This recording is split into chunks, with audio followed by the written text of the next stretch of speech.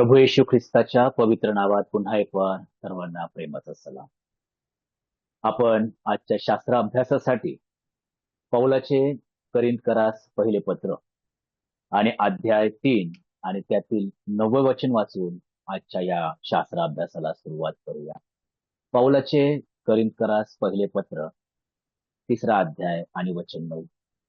देवाच्या वचनात अशा प्रकारे लिहिलेलं आहे, कारण आम्ही देवाचे सहकारी आहोत.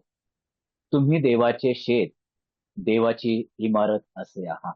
देवबाप वाचलेल्या वचनावर त्याचा भरपूर आणि विपुल आशीर्वाद पाठव. या ठिकाणी या वचनातून गेले 12 संदेश, अद्भुत विचार प्रभूने आम्हाला यातून शिकवलेले आहेत. आणि या वचनातून आम्ही प्रामुख्याने 3 गोष्टी पाहत आहोत. पहिली गोष्ट की आम्ही देवाचे सहकारी आहोत, आम्ही देवाचे शेत आहोत, आणि आता आपण पाहत आहोत की आम्ही देवाची इमारत असे आहोत. इंग्रजीमध्ये God's fellow workers, God's field आणि गॉड्स बिल्डिंग. आणि आता तिसऱ्या ह्या विषयाकडे आपण बघत असताना एका इमारतीला आपण समोर घेत आहोत. गेल्या दिवसामध्ये त्या इमारतीविषयी काही गोष्टी पाहिलेल्या आहेत, परंतु ज्यावेळेस या इमारतीविषयी अजून खोलावर विचार करतो तर आम्हाला आनंद झाल्याशिवाय राहत नाही. उदाहरणार्थ, एखाद्या व्यक्तीचा एखाद्या इमारतीत एखादा फ्लॅट आहे तर त्याला आनंद असेल. अजून त्याच्या जीवनामध्ये प्रभूने त्याच इमारतीमध्ये 2 फ्लॅट दिले, त्याला अजून त्याचा आनंद वाढत जाईल. परंतु प्रभूने त्याला जर पूर्ण इमारतच दिली तर त्याचा आनंद गगनात मावल्याशिवाय राहणार नाही. तो आनंद, त्याची व्याख्या किंवा त्याची व्याप्ती आम्हाला सांगता येत नाही. परंतु ज्यावेळेस प्रभू आम्हाला म्हणत आहे की तुम्ही माझी इमारत आहात, प्रभूची वैयक्तिक प्रॉपर्टी आहात आपण, आणि ह्या इमारतीकडे ज्यावेळेस प्रभू पाहतो त्यावेळेस त्याला आनंद झाल्याशिवाय राहत नाही. आणि म्हणून लुकाच्या शुभवर्तमानामध्ये 15वा अध्याय आणि वचन 7 मध्ये देवाचं वचन सांगतं की जो पश्चाताप करतो अशा एका पापी माणसाबद्दल स्वर्गात अधिक आनंद होतो. जो पश्चाताप करतो, प्रभू येशू ख्रिस्ताला आपला तारणारा म्हणून स्वीकारतो, त्याचं तारण होतं, त्याचा बाप्तिस्मा होता, अशा इमारतीविषयी कुठे आनंद आहे प्रियांनो? जगामध्ये नाही, स्वर्गामध्ये आहे. आनंद कोण करीत आहे? जगातली लोक नाही, तर स्वर्गातले देवदूत आणि खुद्द स्वतः देव आनंद करीत आहे. आणि म्हणून ज्यावेळेस आम्ही स्वतःकडे पाहू तर देवाची इमारत आहोत आम्ही, हे आम्ही लक्षात ठेवणं गरजेचं आहे. आणि ह्या इमारतीकडे पाहून देव रोज आनंद करत आहे, देवदूत रोज आनंद करत आहे, याचं महत्व आम्हाला समजणं अतिशय महत्वाचं आहे. म्हणून या इमारतीकडे आणखीन काही गोष्टी पाहण्याचा आपण प्रयत्न करूया. मागच्या वेळेस आपण पाहिलं होतं या इमारतीविषयी, the foundation of a building, या इमारतीच्या पाया संदर्भात आपण काही गोष्टी पाहिल्या होत्या. त्याच पायातील दुसरा मुद्दा आपण पाहूया की the foundation of the rock. त्यातील एक मुद्दा होता की या इमारतीचा पाया खडकावर आहे, आणि खडक जो आहे तो आपला प्रभू येशू ख्रिस्त आहे. आणि त्या प्रभू येशू ख्रिस्त जो ह्या इमारतीचा पाया आहे, या संदर्भात आपण पाहत असताना आपण आज दुसऱ्या मुद्द्याकडे लक्ष देऊया. त्या दुसऱ्या मुद्द्याचा शीर्षक असा आहे की पाया कोनशिले सोबत, the foundation with the cornerstone. पाया कसा आहे? कोनशिले सोबत आहे. नुसतं पाया नाही प्रियांनो. आता उदाहरणार्थ सर्वांनी इमारतीचा पाया बघितला असेल. तो पाया चारी बाजूने उघडा नसतो प्रियांनो. चारी बाजू कोणत्या ना कोणत्या दगडांनी पॅक केलेल्या असतात, बरोबर? कोणताच गॅप त्या पायामध्ये नसतो. चारी बाजू अखंड अशा असतात, त्यामध्ये कोणताही गॅप नसतो. आणि तो गॅप भरून काढण्यासाठी एका विशेष दगडाची गरज असते, त्याला कोनशिला म्हणतात. म्हणजे काटकोनात जो कोण असतो त्या ठिकाणी तो कोनशिला बसतो. असं पायाचा किंवा इमारतीचा जो पाया आहे तो चारी बाजूनी फिलप आहे. कशाने? कोनशिलेच्या द्वारे फिलप असा आहे. तो उघडा नाही. जर उघडा असतं तर काय झालं असतं? तर इमारती जी आहे त्या 4 पाया जो त्याचे कोपरे झाकलेले नाही त्याच्यावर जर उभा राहिली असती तर गेल्या वेळेस आपण पाहिलं की पूर आला, वारा आला, पाऊस लागला आणि ते ढासळलं. पण पाया फक्त खडकावर असणं एवढं नाही. तर पाया जो खडकावर आहे, त्याचा कॉर्नरस्टोन जो कोनशिला आहे, तो आपला प्रभू येशू ख्रिस्त आहे. त्याच्याद्वारे हे इमारतीचा पाया फिलअप होणं अतिशय महत्वाचं आहे. त्यासाठी एक वचन वाचूया. 1 पेत्र 2 अध्याय वचन 6. पहा निवडलेली मूल्यवान अशी कोनशिला मी सियोनात बसवितो, तिच्यावर विश्वास ठेवणारा फजित होणार नाही. पेत्र या ठिकाणी म्हणत आहे, पहा निवडलेली मौल्यवान अशी कोनशिला मी सियोनात बसवितो. तो सरळ सरळ आपलं बोट प्रभू येशू ख्रिस्ताकडे दाखवत आहे, की त्या ठिकाणी प्रभू म्हणत आहे, की मी निवडलेली, मी जी मौल्यवान आहे ती सियोनात बसवलेली कोनशिला आहे. आणि त्या कोनशिलेविषयी अनेक अशा गोष्टी आम्हाला पाहावयास मिळतात. ज्यावेळेस यशायाच्या ग्रंथात आम्ही येतो, 28वा अध्याय वचन 16 मध्ये यशाया लिहितो, की परमेश्वर म्हणतो, काय म्हणतो? पहा सियोनेत पायाचा दगड बसविणारा मी आहे. मी पारखलेला दगड आहे. ती पायाला योग्य अशी मजबूत व मौल्यवान कोनशिला आहे. पेत्र एका बाजूला म्हणत आहे, की सियोनेत कोनशिला आहे. यशाया म्हणतो, की सियोनेत पायाचा दगड आहे. दोन्ही बाजू एकच आहे प्रियांनो. आणि दोन्ही वचने हे प्रभू येशू ख्रिस्ताकडे आम्हाला घेऊन जातात.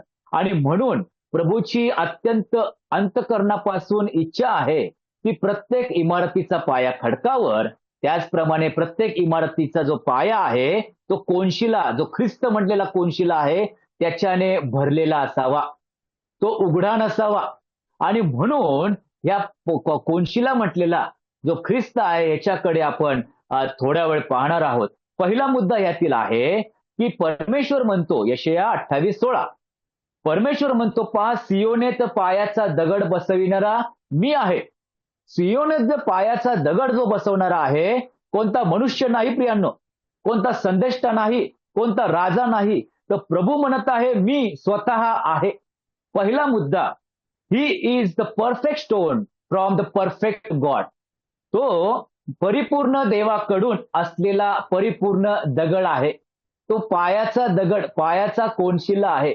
आणि म्हणून यशाया म्हणत आहे, की प्रभू म्हणतो, मी बसवणारा आहे. कुठे? यशायाच्या या ग्रंथात म्हणत आहे, सियोनात मध्ये बसवत आहे. प्रियांनो, योमकरास पत्रामध्ये 5वा अध्याय 10व्या वचनामध्ये त्या कोनशिलेविषयी जे महत्व आहे ते आम्हाला पटवून सांगत असताना पौल म्हणतो, कारण आपण शत्रू असता देवाबरोबर त्याच्या पुत्राच्या द्वारे, त्याच्या मृत्यूच्या द्वारे आपला समेट झाला आहे. प्रियांनो, आम्ही देवाचे शत्रू होतो. एक मोठा गॅप आपलं अंतर देवापासून आणि आपल्यामध्ये झालेलं होतं. त्यामुळे एदेन बागेपासूनच दिसतं, की आदामा कोठे आहे या प्रश्नामध्येच मनुष्य आणि देवामध्ये अंतर निर्माण झालेलं आहे. आणि ते अंतर इतकं भयानक झालं, की शास्त्र सांगतं, की मनुष्य जात ही देवाचे काय झालेले आहेत? शत्रू झालेले आहेत यांना. आणि शत्रूला जवळ करणं हे कदापि शक्य नव्हतं. परंतु जी सियोनात बसवलेली जी दगड आहे, धोंड आहे, जो पाया आहे, तो प्रभू येशू ख्रिस्त आहे. त्याच्या मृत्यूच्या द्वारे काय झालेलं आहे? आपला समेट झालेला आहे. काय आहे? He is perfect stone. कशासाठी परफेक्ट आहे? तर तो समेट करण्यासाठी परफेक्ट आहे. तर इब्री लोकास पत्रामध्ये आम्हाला दिसतं, की बैलाचे रक्त असो किंवा गोऱ्याचे रक्त असो, त्या अर्पणाद्वारे, त्या रक्ताद्वारे आमच्या पापांची क्षमा कधीच होत नव्हती.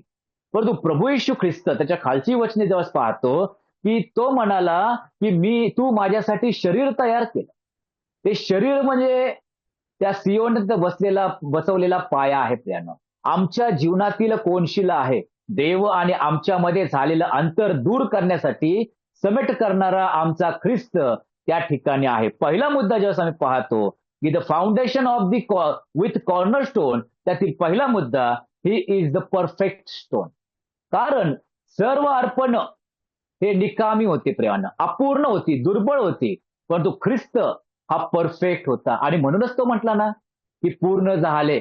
तर आतापर्यंत कोणच म्हटलं नाही, की पूर्ण झाले. कोण म्हणू शकतं पूर्ण झाले? जो परिपूर्ण आहे. दुसरं गोष्ट, 1 पेत्र 2 अध्याय वचन 7 मध्ये त्या ठिकाणी पेत्र म्हणतो, की ही जी कोनशिला आहे, ते अनेकांनी त्याला नापसंत केलेला आहे. अनेकांना तो साधारण धोंडा वाटलेला आहे. परंतु प्रियांनो, तो साधारण धोंडा नाहीये. तो कोनशिला आहे, तो समेट करणारा आहे. आजही जगामध्ये ह्या ख्रिस्त म्हटलेल्या कोनशिलाला एक साधारण धोंडा, साधारण दगड म्हणून संबोधतात किंवा त्याच्याविषयी विचार करतात किंवा त्याच्याकडे पाहण्याचा तो दृष्टिकोन आहे. परंतु देवाचं वचन सांगतं की अनेक जण जे नापसंत करणारे आहेत, त्यांना एक दिवस या ख्रिस्ताला पसंत करावे लागणार आहे. प्रत्येक गुडघा त्याच्या नावाने टेकला जाणार आहे आणि ख्रिस्त प्रभू म्हणून त्याला स्वीकारावं लागणार आहे. परंतु अनेक जण आज त्याला नाकारत आहेत. जो पेत्र म्हणतो की त्याला नापसंत केलं, पण काही दिवसांपूर्वी स्वतः पेत्राने देखील या कोनशिलाला एक साधारण धोंडा म्हणून नाकारलं होतं. आज प्रियांनो, तुमची आणि माझी परिस्थिती काय आहे? ही is the perfect stone from the perfect God. आज अशी परिस्थिती आहे का की जो देवाकडून आलेला परिपूर्ण जो खडक आहे, दगड आहे, त्याला साधारण म्हणून आम्ही नाकारत आहोत का? जर इमारतीचा पाया जो ख्रिस्त आहे, जी कोनशिला आहे, त्याच्याने इमारतीचा पाया फिलअप झालेला आहे, पूर्ण झालेला आहे, कारण तो परफेक्ट स्टोन आहे, तो कोनशिला आहे प्रियांनो. आणि त्याच्याकडे एक विशिष्ट अशा दृष्टीने वेगळ्या वेगळ्या दृष्टिकोनातून पाहावयास आम्ही तयार आहोत का? ज्यावेळेस प्रभू येशू ख्रिस्ताकडे बाप्तिस्मा करणाऱ्या योहानाने बोट दाखवलं, हा पहा जगाचं पाप हरण करणारा देवाचा कोकरा. त्यावेळेस त्या 2 शिष्यांनी त्याच्याकडे पाहिलं नाही, तर त्यांनी त्याला न्याहाळलं प्रियानं. ते न्याहाळत होते आणि म्हणूनच त्यांच्या या इमारतीला ख्रिस्त म्हणतेला कोनशिला प्राप्त झाला. म्हणून त्यांच्या मुखातून निघाले, आम्हाला मशिहा सापडला आहे. प्रियानो, पहिला मुद्दा काय आहे? तो परिपूर्ण दगड आहे. यशया म्हणतो, पहा सियोनेत पायाचा दगड बसविणारा मी आहे. ही इज द परफेक्ट स्टोन. दुसरी गोष्ट आपण पाहूया त्याच वचनामध्ये. तो म्हणत आहे, मी पारखलेला दगड आहे. प्रभू म्हणतो की जो सियोनात बसवलेला आहे त्याला मी पारखलेलं आहे. ही इज द प्रूव्हन स्टोन. त्याला मी पारखलेलं आहे. स्वतः पित्याने आपल्या पुत्राला पारखलेलं आहे प्रियांनो. आणि म्हणूनच इब्री लोकास पत्रामध्ये चौथा अध्याय आणि 14व्या वचनामध्ये काय म्हणतो बघा बरं प्रभू. इब्री लोकास पत्र 4 अध्याय आणि 14व्या वचनापासून, तर मग आकाशातून पार गेलेला देवाचा पुत्र येशू हा थोर प्रमुख याजक आपल्याला आहे. म्हणून आपण जो पत्कर केलेला आहे तो दृढ धरून राहू, कारण आपल्या सर्वांच्या दुर्बलतेविषयी ज्याला सहानुभूती वाटत नाही असा आपला प्रमुख याजक नाही. आता लक्ष द्या. तर तो सर्व प्रकारे आपल्याप्रमाणे पारखलेला होता. प्रियांनो, आपल्याप्रमाणे पारखलेला होता. आम्ही देखील पारखलं जातो, परंतु रिझल्ट काय आहे? आम्ही पापी ठरतो प्रियांनो. परंतु याविषयी काय लिहिलं आहे की आपल्याप्रमाणे पारखलेला होता तरी निष्पाप राहिला. प्रियांनो, he is a proven stone. तो पारखलेला दगड आहे प्रियांनो. तो साधा नाही, कारण तो एक आहे, तो परफेक्ट आहे. दुसरा आहे तो प्रोवन आहे. कुठे पारखलं प्रभू येशू ख्रिस्ताला? खऱ्या अर्थाने त्याच्या जन्मापासूनच पारखण्याची त्या ठिकाणी वेळ आम्हाला दिसते प्रियांनो. त्याला उतार शाळेत देखील जागा नव्हती उतरावयात, तर गायीच्या गोठ्यामध्ये आम्हाला ख्रिस्त दिसतो. सुताराचा मुलगा म्हणून त्याला हिणवलेला आम्ही पाहतो आणि अनेक गोष्टी आहेत. परंतु आध्यात्मिकरित्या ज्यावेळेस 3.5 वर्षाच्या कालखंडामध्ये सेवा कार्य चालू होण्याच्या वेळेस मत्तेकृत शुभवर्तमान 4 अध्यायामध्ये शीर्षक आहे प्रभू येशू ख्रिस्ताची अरण्यात परीक्षा. प्रियांनो, ते पारखण्यासाठी होतं, कारण वधस्तंभावर त्याला निष्पाप दाखवायचं होतं. कारण त्याच्याकडून जर पाप घडलं नसतं तर इब्री लोकास पत्रामध्ये 10व्या अध्यायात जसं आम्ही पाहतो की प्रत्येक अर्पण ही व्यर्थ झाली होती, तसं ख्रिस्ताचं देखील अर्पण व्यर्थ झालं असतं. परंतु पित्याला पुत्राची परीक्षा पाहायची होती. कुणाकडून? सैतानाकडून. आणि म्हणून 4थ्या अध्यायामध्ये 3 परीक्षा आम्हाला त्या ठिकाणी दिसतात. काय म्हणत आहे की तू जर धोंड्याच्या भाकरी केल्यास तर मग काय होईल? तू देवाचा पुत्र आहेस असं मी समजेल. प्रियांनो, सैतान म्हणत आहे की तू धोंड्याच्या भाकरी कर जर तू देवाचा पुत्र असेल तर. दुसरी गोष्ट काय आहे? तू खाली उडी टाक तर काय होईल? दिव्य दूत तुला झेलून धरतील. आणि तिसरी परीक्षा काय आहे? तू जर मला नमन करशील तर सर्व राज्य, राष्ट्र, जग सर्व काही तुला देईल. मित्रांनो, परीक्षा भयानक आहे. मोहाची परीक्षा आहे आणि याच मोहाच्या परीक्षेमध्ये पहिला मनुष्य अडकलेला होता.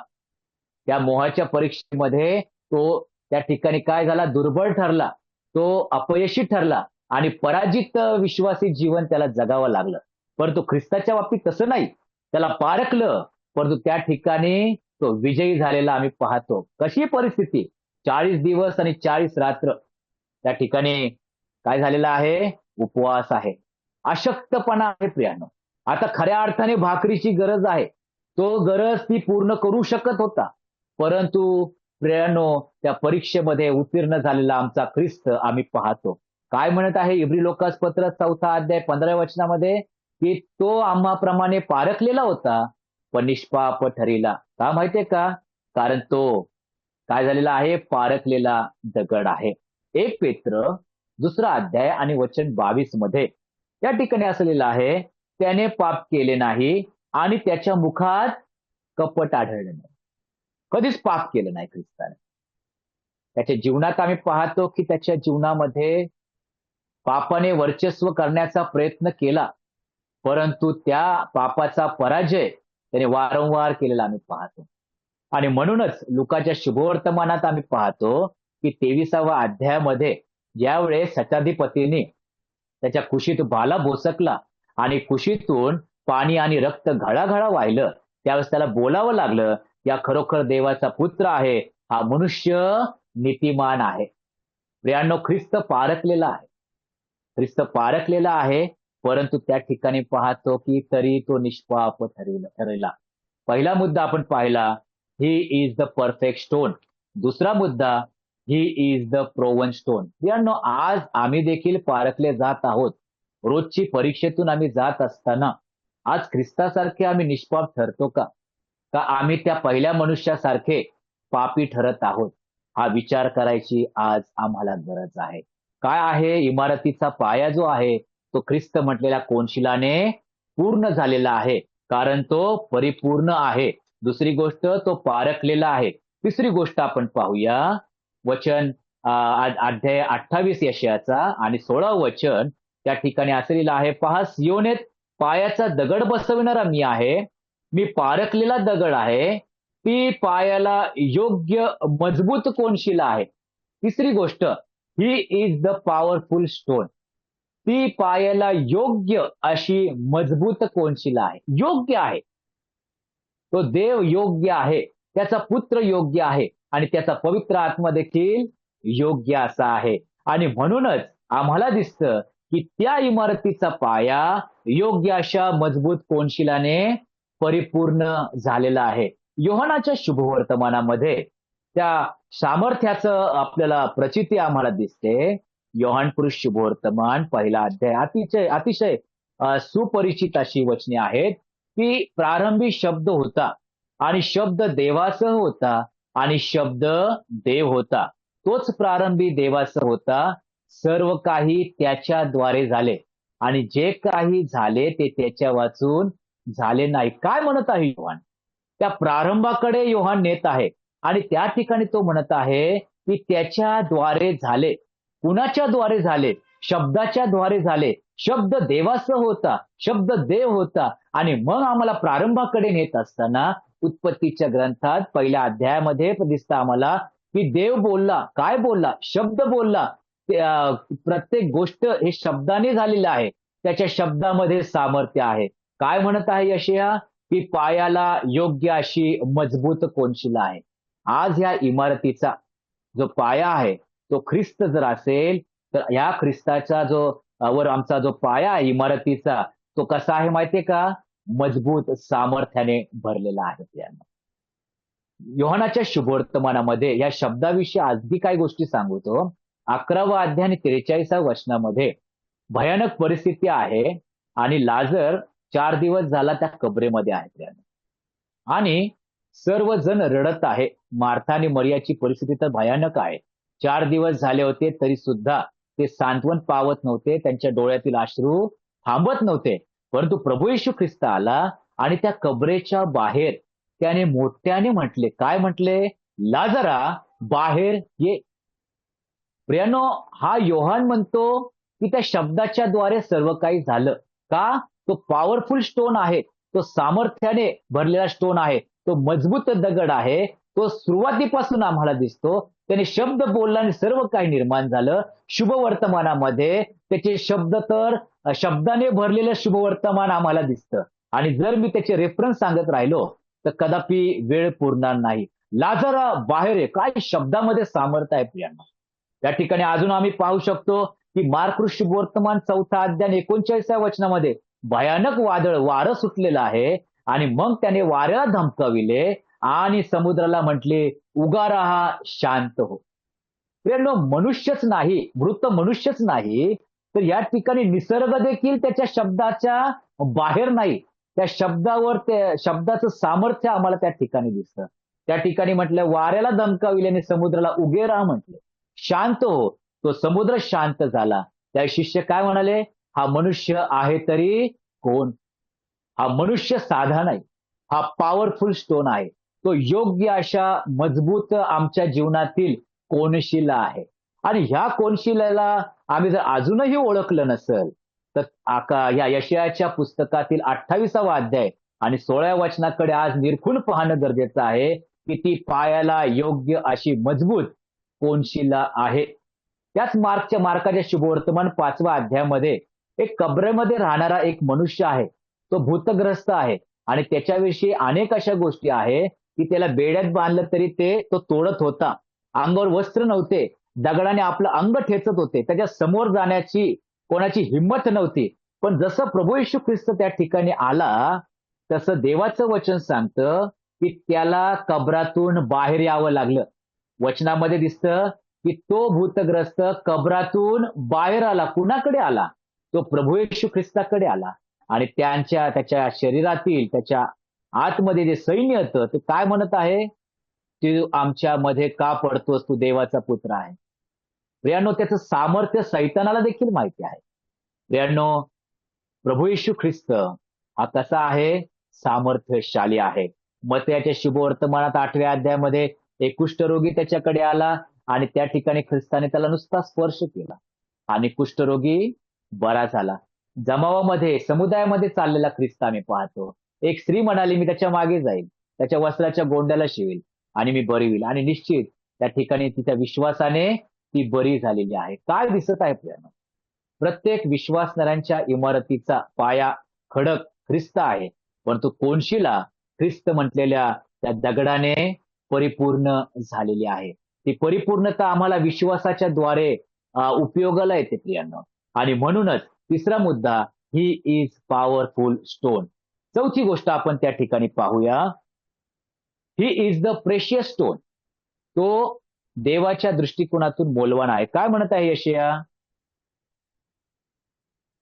त्या ठिकाणी म्हणत आहे 28वा यशाया 28 आणि 16, परमेश्वर म्हणतो ती पायाला योग्य अशी मौल्यवान कोनशिला आहे. प्रभू म्हणत आहे या कोनशिलेविषयी, आपल्या पुत्राविषयी, की ती कशी आहे? मौल्यवान कोनशिला आहे. योहानाच्या शुभवर्तमानामध्ये 3रा अध्याय वचन 16 मध्ये त्या ठिकाणी लिहिलं आहे की काय लिहिलेलं आहे, की आपलं पाठ आहे की तो देवाचा एकुलता एक पुत्र आहे आणि त्याने जे देवाने आपल्यावर जगावर आम्हावर प्रीती केलेली आहे त्याला देऊन त्या प्रीतीचं प्रमाण प्रभूने दिलेलं आहे. तो देवाचा एकुलता एक आहे. म्हणजे काय? एकुलता एक पुत्राचं मोल मनुष्याला देखील माहिती आहे. त्यातल्या त्यात मुलगा जर असेल तर त्याचं अधिक महत्व आपल्या कुटुंबामध्ये होतं. मुलगी तर लग्न करून सासरी जाते, परंतु या ठिकाणी एकुलत्या एक मुलाचं महत्व एका आईला आणि एका बापाला चांगल्या प्रकारे माहिती आहे. प्रभू म्हणत आहे हा माझ्या दृष्टिकोनातून मौल्यवान आहे. मी जो त्याचा पिता आहे, माझ्या दृष्टिकोनातून हा मौल्यवान आहे, कारण माझ्याकडे फक्त एकच पुत्र आहे आणि तो देखील मी तुम्हाला द्यावयास तयार आहे. काय प्रभूचं मन, की आपल्या जीवनातील आपल्याकडील अतिशय मौल्यवान वस्तू देण्यास तयार आहे आणि ती खऱ्या अर्थाने प्रीती आहे प्रियांनो. 1 पेत्र 2 अध्याय वचन 4 मध्ये या मौल्यवान वस्तूला काय झालेलं आहे? माणसांनी नाकारलेला तरी देवाच्या दृष्टीने निवडलेला व मूल्यवान आहे. काय आहे? प्रेशियस स्टोन का आहे? मूल्यवान का आहे? कारण तो मनुष्याच्या दृष्टिकोनातून नाही प्रियानो. तो देवाच्या दृष्टिकोनातून मूल्यवान आहे.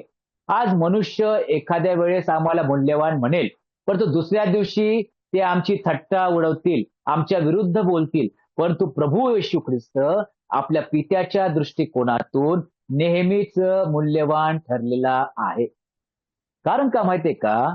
त्या ठिकाणी मत्तेयाचे शुभवर्तमान 3 अध्याय 17 वचनामध्ये आकाश उघडले आणि काय म्हटला प्रभू? हा माझा परमप्रिय पुत्र आहे, याविषयी मी संतुष्ट आहे. डोंगरावर देखील तेच म्हणला, की ज्यावेळेस डोंगरावर ख्रिस्त होता, त्यावेळेस त्या शिष्यांना काय म्हणाला? हा माझा परमप्रिय आहे, याच्याविषयी मला संतोष आहे, याचं तुम्ही ऐका. प्रियानो, ख्रिस्ताविषयी नेहमी देवपिता आनंदित आहे. कारण का? देवपित्याच्या दृष्टिकोनातून तो अतिशय मौल्यवान असा त्याचा पुत्र आहे. प्रियानो, यशायाच्या ग्रंथातून आपण महत्वाच्या 4 गोष्टी पाहिल्या. आज जे आम्ही इमारत आहोत, त्या इमारतीचा कोनशिला कोण आहे? जर इमारतीचा कोनशिला जर ख्रिस्त नसेल, तर मग वारा आला, वादळ आलं, पूर आला, पाणी त्याला जर इमारतीला लागलं, तर त्या ठिकाणी कोसळल्याशिवाय राहत नाही इमारत. परंतु या इमारतीचा पाया जर ख्रिस्त आहे, या इमारतीच्या पायाचा जर कोनशिला ख्रिस्त आहे, तर इमारत उत्तमरित्या उभा राहण्यास तयार आहे. 4 गोष्टी आपण पाहिल्या. पहिली गोष्ट आपण पाहिली, की ही is the perfect stone from the perfect God.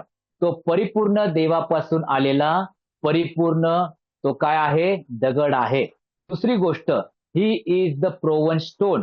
तो कसा आहे? तो पारखलेला दगड आहे. तिसरी गोष्ट, ही इज द पॉवरफुल स्टोन. तो सामर्थ्याने भरलेला तो मजबूत असा दगड आहे. आणि चौथी गोष्ट, ही इज द प्रेशियस स्टोन. तो कसा आहे? मौल्यवान आहे, मूल्यवान आहे. कुणाच्या दृष्टिकोनातून? देवाच्या दृष्टिकोनातून. आणि म्हणूनच या 4 गोष्टी या इमारतीच्या पायाच्या बरोबर असेल, तर आमची इमारत ही व्यवस्थित राहणार, मजबूत राहणार. कारण हा जो कोनशिला आहे, तो अतिशय सामर्थ्याने भरलेला आहे. प्रभूचे आभार मानू, की या इमारतीच्या विषयी प्रभू आम्हाला अनेक अशा गोष्टी शिकवत आहे. त्यातील आज ही गोष्ट शिकवली, की या इमारतीचा पायाचा कोनशिला कोण आहे. प्रभूच्या नावाची स्तुती असो.